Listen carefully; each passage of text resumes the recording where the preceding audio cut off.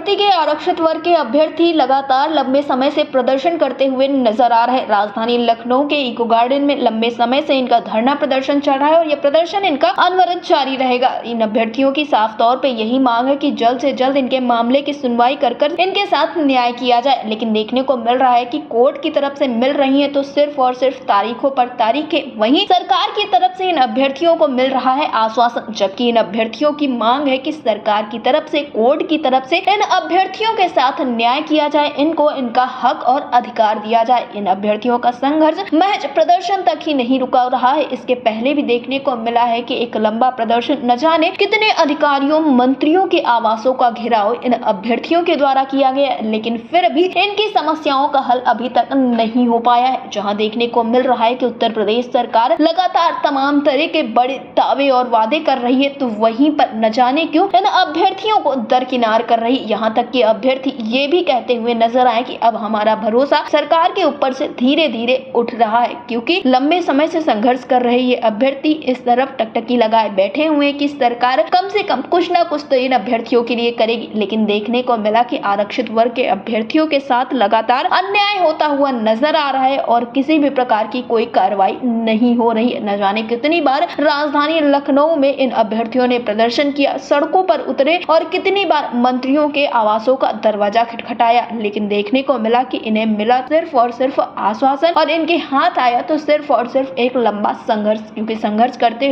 हुए भी इन अभ्यर्थियों को काफी साल बीत चुके हैं और लगातार सारी चीजें अभी धरातल पर ही लटकी हुई नजर आ रही है। अभी तक कुछ भी अभ्यर्थियों के लिए साफ होता हुआ नजर नहीं आया है, जबकि अभ्यर्थियों की मांग है कि इनके मामले में जल्द से जल्द सुनवाई हो और जल्द से जल्द इन अभ्यर्थियों के साथ न्याय हो सके। फिलहाल इस विषय पर जो अनवरत प्रदर्शन चल रहा है, आगे की क्या रणनीति है, इस विषय पर ज्यादा जानकारी देते हुए 69,000 शिक्षक भर्ती के आरक्षित वर्ग के अभ्यर्थी सुशील कश्यप ने क्या कुछ कहा है, आप भी सुनिए। सुशील जी, आपका हमारे चैनल रिटल टीवी पे बहुत बहुत स्वागत है। धन्यवाद मैम।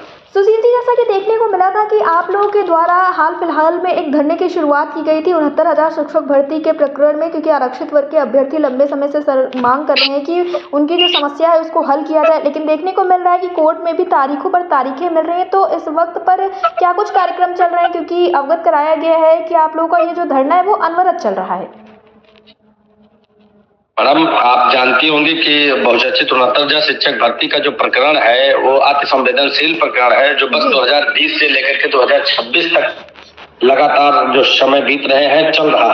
हम लोग 2020 से आंदोलनरत हैं, चाहे वो विधानसभा घेरना हो या मंत्रियों के आवास को घेरना हो। घेरने के पीछे सिर्फ इतना सा उद्देश्य होता है कि माननीय सर्वोच्च न्यायालय में या उच्च न्यायालय में जो एक न्याय संगत पैरवी मतलब सरकार के द्वारा की जाए। सरकार की लचर पैरवी से हम लोग जो है व्यथित होकर के अभी 22 अप्रैल 2026 को विधानसभा का घेराव किया था और लगातार हम लोग इको गार्डन में धरने पर बैठे हुए हैं।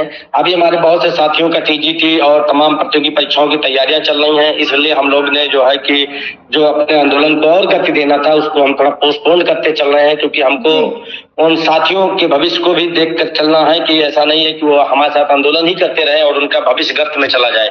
इसलिए जो वो अपनी प्रतियोगी परीक्षा की तैयारी कर रहे हैं, कोई जो है अपना कोर्स कर रहा है, उस तभी से समय निकाल करके जब कोई हम लोग एक डेट सुनिश्चित करते हैं तो एक दिवसीय धरना बुलाते हैं।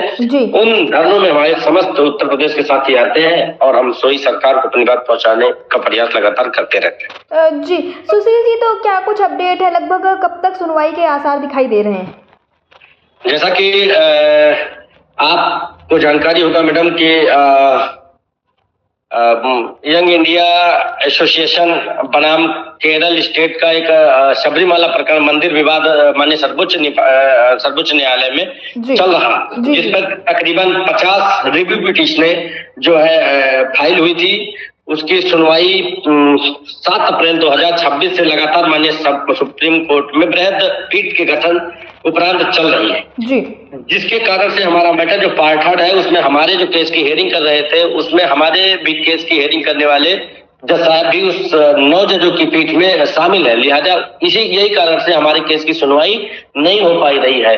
अभी 7 तारीख को मैटर लगा था, यानी कि कल पिछले जो 7/5/2026 को सबरीमाला प्रकरण लगा था, जिसमें माननीय सर्वोच्च न्यायालय ने कहा कि हम अगली 12 तारीख को मंडे को ट्यूसडे को अगले मंगलवार को मैं दोनों पक्षों को 10-10 मिनट सुन करके मामले को खत्म करेंगे। हमें आशा और उम्मीद है कि सर्वोच्च न्यायालय में अगले मंगलवार इन द सेंस 12/5/26 को शायद सबरीमाला प्रकरण 373/2018 जो मैटर लगा हुआ है वो शायद निस्तारित हो जाए। जैसे निस्तारित हो जाएगा तैसे हम सभी साथी जो है मेंशनिंग एप्लीकेशन और भी जो प्रोसीडिंग है उसको जो है माननीय सर्वोच्च न्यायालयों में जो है प्रोसीड कराएंगे। जी, इस वक्त पर जो आपके साथ सुशील जी आपके साथी संघर्ष कर रहे हैं उनसे क्या कुछ कहना चाहेंगे, क्योंकि लगातार इको गार्डन में आप लोगों का धरना चल रहा है, आपके द्वारा भी अवगत कराया गया, तो ऐसे में साथियों से क्या कुछ कहना चाहेंगे, क्योंकि सवाल तमाम खड़े हो रहे हैं कि आखिर कब तक इंतजार करना है, कब तक ये लड़ाई लड़ी जाएगी। मैडम, कई बार कह चुका हूँ आपके चैनलों के माध्यम से जी, ये उत्तर प्रदेश की सरकार दलित पिछड़ा विरोधी है, नौजवान किसान छात्र विरोधी सरकार है, कमजोर विरोधी सरकार है। यही सरकार अगर इनके विशेष वर्ग के जातवादी मुख्यमंत्री के समाज से होती तो अब तक बहुत पहले न्याय हो गया होता। ये कमजोरों से जुड़ा मामला है, दलितों से, पिछड़ों से, शोषितों से, वंचितों से, बेबस लाचारों से जुड़ा मामला है, इसलिए इस पर इनका ध्यान केंद्रित नहीं हो पा रहा है। लेकिन माननीय अदालत से, सरकार से तो हम लोगों ने उम्मीदें छोड़ दी है, फिर भी समय समय पर जो है कि सोई सरकार को जगाने का काम करते रहते हैं। लेकिन माननीय सर्वोच्च न्यायालय से हमें पूरी उम्मीद है, जिस प्रकार से राष्ट्रीय पिछड़ा वर्ग से लेकर के माननीय उच्च न्यायालय की लखनऊ खंडपीठ से लेकर के सभी संवैधानिक पीठों ने इस बात को कहा है कि इनकी 69,000 शिक्षक भर्ती में बहुत गड़बड़ियां हैं, बहुत घोटाला है, इसीलिए पूरी लिस्ट को रद्द कर दी गई। यहाँ तक कि अभी नरेंद्र कश्यप जी ने नरेंद्र कश्यप जी जो इन्हीं के विभाग के मंत्री हैं, उन्होंने भी एक बात को कहा कि 69,000 शिक्षक भर्ती में आरक्षित वर्ग को न्याय मिलना चाहिए।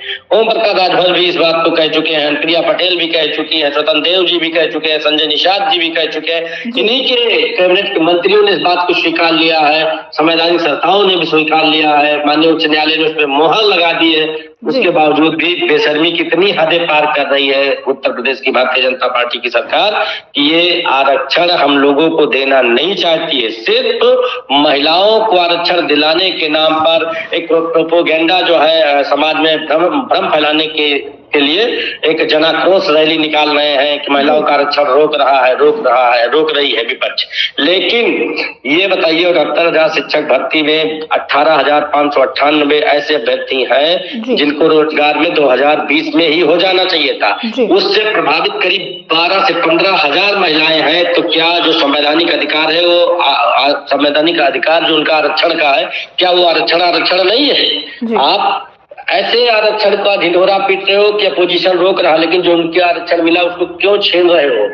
ये इसके चाल और चरित्र में काफी अंतर है। ये सरकार जब तक इसकी विदाई नहीं होगी तब तक हमें नहीं लगता कि आरक्षित वर्ग को सुकून, चैन और न्याय मिलेगा। जी, सुशील जी, अटल टीवी से जुड़ने के लिए बहुत बहुत धन्यवाद।